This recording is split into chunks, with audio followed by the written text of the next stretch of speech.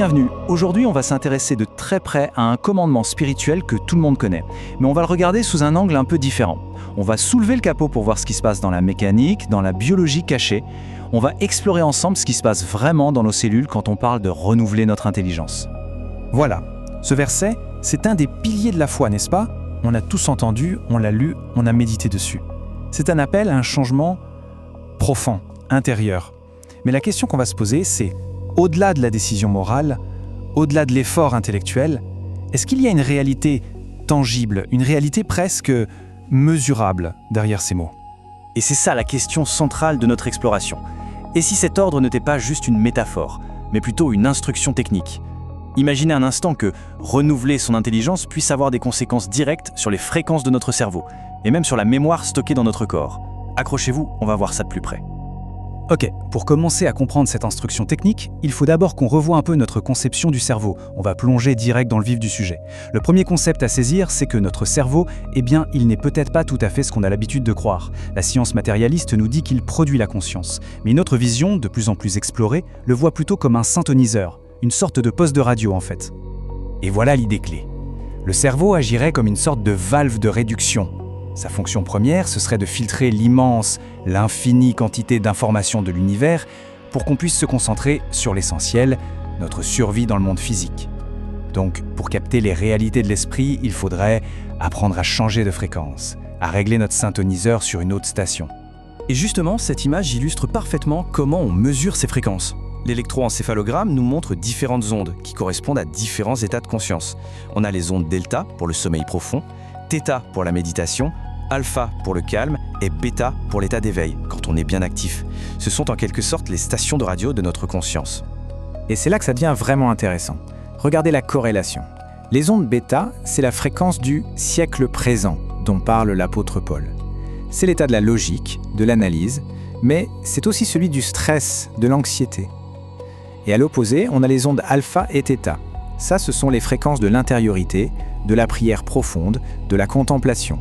C'est un état où le mental critique se calme, s'abaisse, et où on devient beaucoup plus réceptif. Alors, la question, c'est comment on passe concrètement d'une fréquence à l'autre. On va voir comment une pratique de prière particulière et intense, comme la glossolalie, le parler en langue, peut physiquement changer la fréquence de notre synthoniseur cérébral. C'est un exemple absolument fascinant, et la science a osé y jeter un œil. On est à l'université de Pennsylvanie. Une étude assez incroyable a été menée par le docteur Andrew Newberg. Il a utilisé l'imagerie cérébrale pour observer, en direct, ce qui se passe dans le cerveau de personnes en train de parler en langue. Et les résultats ont été absolument stupéfiants. Le point crucial, il est là, moins 70%.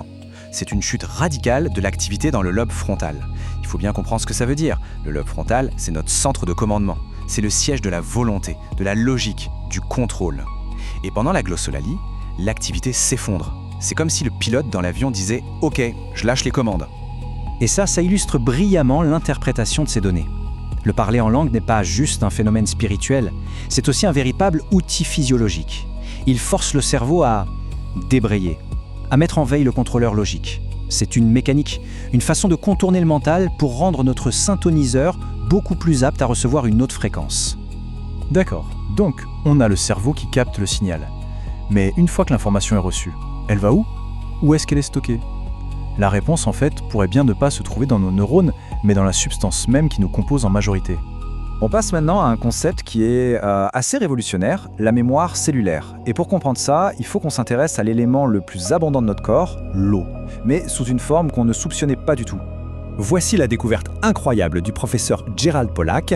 L'eau à l'intérieur de nos cellules, ce n'est pas de l'eau liquide H2O classique. Au contact des parois de nos cellules, elle se transforme en un gel, une structure ordonnée, le H3O2. On appelle ça la 4e phase de l'eau. Et c'est capital, parce que cette eau structurée se comporte comme un cristal liquide. Et comme un cristal, elle est capable de stocker de l'information. C'est un peu comme une puce de mémoire biologique. Ce tableau montre bien la différence fondamentale. L'eau qu'on boit dans un verre est chaotique.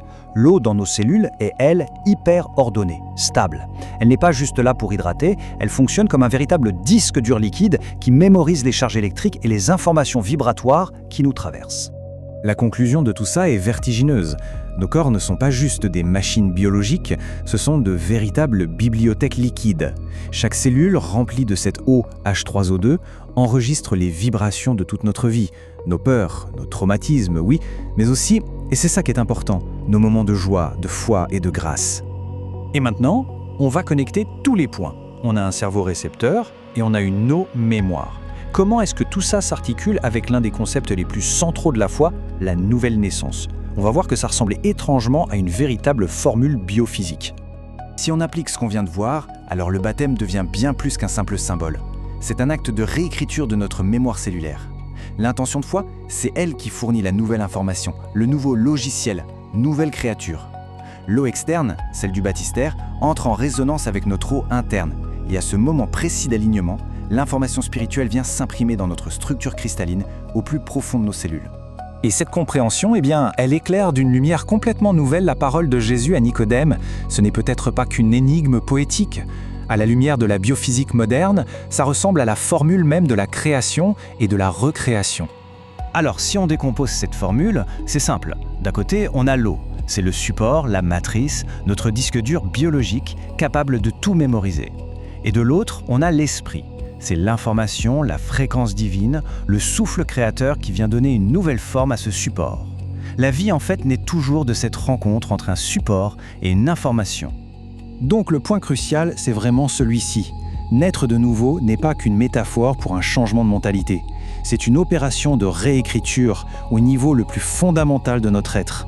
C'est le moment où l'Esprit Saint vient littéralement imprimer une nouvelle fréquence, le programme Christ, dans notre eau biologique pour effacer le programme Adam.